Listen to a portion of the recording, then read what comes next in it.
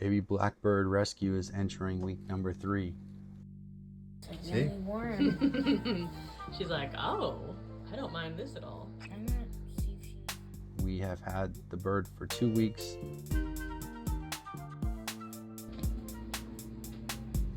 The other day, we named the bird Poe.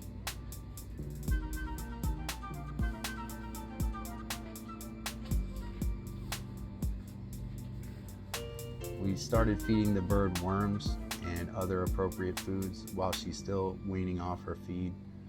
But she's also flying around quite a bit and engaging with the other animals.